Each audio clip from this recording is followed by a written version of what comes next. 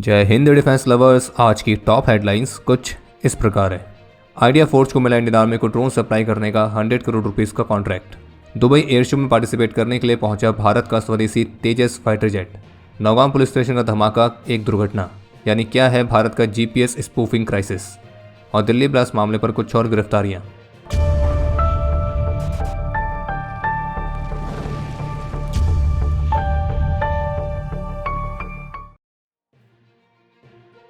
कल 14 नवंबर की शाम को नौगांव पुलिस स्टेशन में एक बहुत ही भयानक विस्फोट हुआ था, जिसमें कम से कम 9 कैजुअलिटीज और लगभग 27 लोगों के घायल होने की रिपोर्ट है। और ये धमाका इतना बड़ा था कि पुलिस स्टेशन का जो परिसर है वो पूरी तरह से डैमेज हो गया है। बाकी गृह मंत्रालय की तरफ से ऑफिशियली कंफर्म कर दिया गया कि नौगांव पुलिस स्टेशन में ये जो धमाका हुआ है तो इसमें कोई भी आतंकी घटना या किसी भी तरह का सैबोटाज शामिल नहीं है और इस घटना को दुर्घटना की तरह बताया गया है।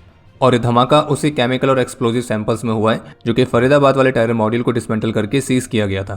और पुलिस ऑफिशियल्स की तरफ से बताया गया कि फरीदाबाद के मॉड्यूल को बस्ट करने के बाद जो एक्सप्लोजिव्स रिकवर किए गए थे तो उन्हें नौगांव के पुलिस स्टेशन में ट्रांसपोर्ट किया गया था और पुलिस स्टेशन के परिसर में वो ओपन एरिया में सिक्योरली रखे गए थे।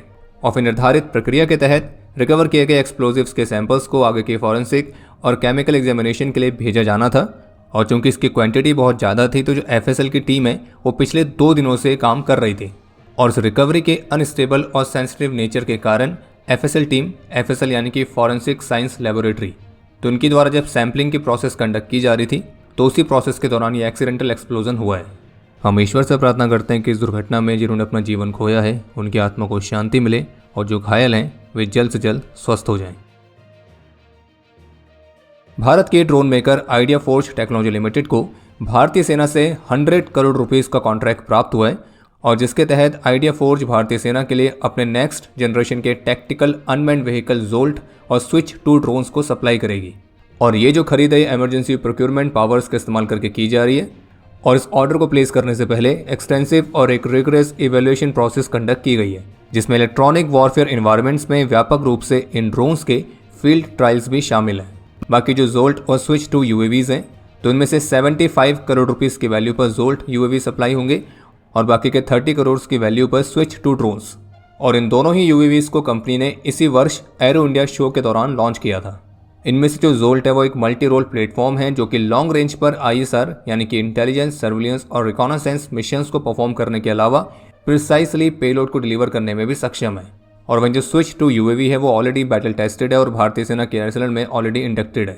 बाकी जोल्ट यूएवी की ऑपरेशन रेंज 50 किलोमीटर तक है, फ्लाइट टाइम 180 मिनट से ज़्यादा का है, पेलोड कैपेसिटी 10 किलोग्राम तक की है और ये एक एआई इनेबल्ड ड्रोन है। और इसी एआई की मदद से ऑटोनोमसली ट्रैकिंग, थ्रेट डिटेक्शन और ऑब्स्टेकल को भी अवॉइड कर लेता है। 17 से 21 नवंबर तक दुबई के अल मखतूम एयरबेस पर दुबई एयर शो आयोजित किया जाएगा और ये ग्लोबल इवेंट है जिसमें दुनिया भर की 100 से अधिक एयर फोर्सेस पार्टिसिपेट कर रही हैं। और इसी के तहत भारतीय वायुसेना का कंटिंजेंट भी इस दुबई एयर शो में पार्टिसिपेट करने के लिए दुबई पहुंच चुका है।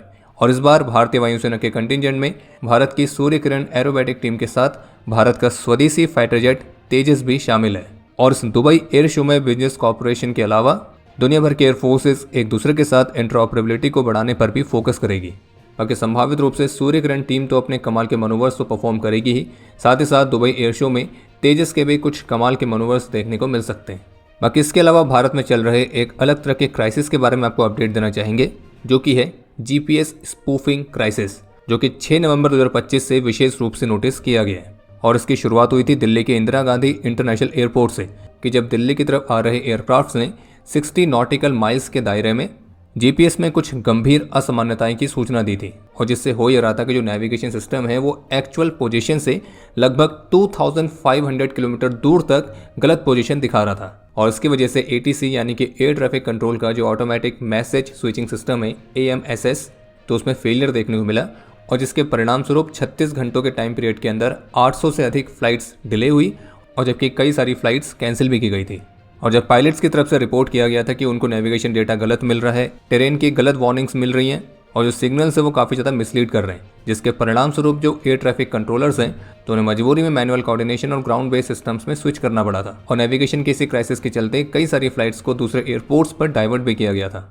लेकिन फिर इस दिल्ली वाले इंसिडेंट के बाद 13 से 17 नवंबर तक मुंबई एयर स्पेस के लिए भी नोटेम जारी किया गया था और ये भी विशेष रूप से उसी तरह की जीपीएस इंटरफेरेंस को लेकर था जो कि दिल्ली में देखने को मिला था। और मुंबई के बाद जीपीएस इंटरफेरेंस को लेकर कोलकाता के लिए भी एक नोटेम जारी किया गया और ये नोटेम भी 13 से 17 नवंबर तक के लिए है। यानी कि भारत के 3 बड़े क्रिटिकल जोन्स दिल्ली, मुंबई, कोलकाता, जो कि राजनीतिक रूप से, आर्थिक रूप से और सैन्य रूप से काफ़ी सेंसिटिव कॉरिडोर्स में आते हैं। और यहाँ पे जीपीएस इंटरफेरेंस का जो पैटर्न है वो लगभग एक जैसा ही देखा गया है। और इस मामले की गंभीरता को देखते हुए एनएसए अजय डोभाल के नेतृत्व में ही कॉम्प्रिहेंसिव इन्वेस्टिगेशन लॉन्च की गई है जो कि इस जांच को डायरेक्टली मॉनिटर करेगी। और इस इन्वेस्टिगेशन में मल्टीपल एजेंसीज को शामिल किया जाएगा, जैसे कि NCSC, ministry of electronics and information technology, Indian computer emergency response team, directorate general of civil aviation और एयरपोर्ट अथॉरिटी ऑफ इंडिया। और इस जांच में यह पता लगाने का प्रयास किया जा रहा है कि जो जीपीएस स्पूफिंग देखने को मिली है तो क्या यह जानबूझकर हमारे दुश्मन के द्वारा किया गया किसी तरह का साइबर अटैक था या कोई बाहरी हस्तक्षेप था या फिर ये केवल एक तरह की तकनीकी समस्या ही थी। बाकी मामले की इन्वेस्टिगेशन जारी है, लेकिन इसी बीच ओपन सोर्स इंटेलिजेंस हैंडल्स की तरफ से कुछ ऐसी रिपोर्ट्स देखने को मिली हैं जिनके मुताबिक भारत अब एक लार्ज स्केल पर सैटेलाइट नेविगेशन जैमर्स और स्पूफर्स को डिप्लॉय कर रहा है। भारतीय सेना के गजराज कोर ने 16,000 फीट की ऊंचाई पर एक विशेष इनोवेशन किया है जिसमें हाई ऑल्टीट्यूड एरियाज में आर्मी के ऑपरेशनल कैपेबिलिटी को बढ़ाने के लिए एक in house high altitude mono rail system को इम्प्रोवाइज और डेवलप किया गया है, जिससे ऑपरेशनल लॉजिस्टिक्स को बूस्ट मिलेगा और हाई ऑल्टीट्यूड टेरेन के चैलेंजिंग एनवायरनमेंट में जरूरी सप्लाईज को भी ट्रांसपोर्ट करने में मदद मिलेगी। और गजराज कोर के ऑफिशियल एक्स हैंडल से इससे संबंधित कुछ वीडियोज भी पोस्ट की गई हैं। बाकी जो मोनो रेल सिस्टम बनाया गया ये एक सिंगल रन में 300 किलोग्राम तक के लोड को ट्रांसपोर्ट करने में सक्षम है और इसी वजह से आर्मी की जो रिमोट पोस्ट है वहाँ पे ये रेल सिस्टम एक तरह की लाइफ लाइन की तरह साबित होगा। ऐसी पोस्ट जहाँ पे कम्युनिकेशन या सप्लाई के कोई और ऑल्टरनेटिव लिंक्स नहीं रहते हैं और जो मिशन क्रिटिकल स्टोर्स है, एम्यूनिशन है, राशन है, फ्यूल है, इंजीनियरिंग इक्विपमेंट है और इस तरह की अन्य सभी जरूरी चीज़ें, तो उनकी रिलायबल मूवमेंट इस सिस्टम की मदद से इनेबल हो पाएगी। और इसे इस तरह से बनाया गया ताकि इसे दिन और रात किसी भी तरह की स्थिति में ऑपरेट किया जा सके। और ये सिस्टम लॉजिस्टिक्स के अलावा एक रैपिड कैजुअलिटी इवैक्यूएशन को भी इनेबल करेगा। दिल्ली कार ब्लास्ट वाले मामले की जांच के तहत ही एनआईए ने वेस्ट बंगाल के उत्तर दिनाजपुर डिस्ट्रिक्ट से एक एमबीबीएस स्टूडेंट को गिरफ्तार किया है जिसकी पहचान जानिसुर आलम उर्फ निसार आलम के तौर पर हुई है और ये अल फलाह यूनिवर्सिटी में ही एमबीबीएस का छात्र था। और इसको पकड़ा इसलिए गया है क्योंकि इस पर भी शक है कि इसके लिंक आतंकी संगठन के साथ थे। हालांकि फिलहाल अभी जिस समय हमें वीडियो रिकॉर्ड कर रहे हैं तो एनआईए की तरफ से ऐसे डिटेल में इन्फॉर्मेशन शेयर नहीं की गई है कि इस निसार के इस ब्लास्ट के साथ एक्चुअल में क्या कनेक्शन है। और बाकी इसी तरह से कुछ और गिरफ्तारियां भी हुई हैं और मामले की इन्वेस्टिगेशन चल रही है।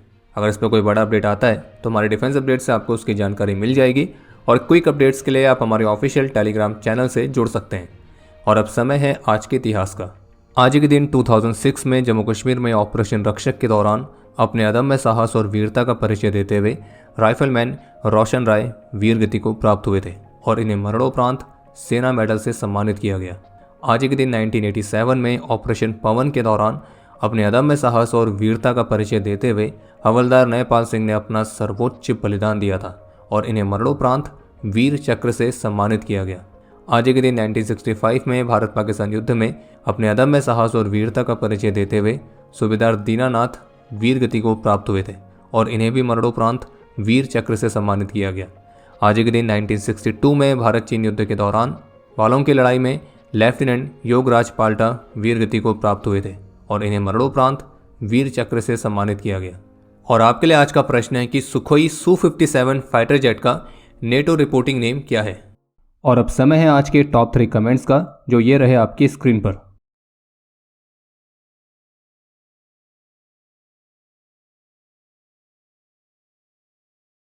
उम्मीद है आपको आज का एपिसोड पसंद आया होगा। पसंद आया तो वीडियो को लाइक करना ना भूलें। आपके कोई भी सुझाव या सवाल हो तो उसके लिए कमेंट सेक्शन ओपन है। और अगर आप डिफेंस रिलेटेड और भी एक्सक्लूसिव कंटेंट में दिलचस्पी रखते हैं तो आज ही प्ले स्टोर से डिफेंस स्क्वाड की सुपर ऐप को डाउनलोड करना ना भूलें। और अगर आप चैनल पर पहली बार आए हैं तो squadron.in पे जाके हमारे नए डिज़ाइंस को भी चेकआउट जरूर करें। बाकी जल्द मिलेंगे नए एपिसोड के साथ। तब तक के लिए जय हिंद, जय भारत।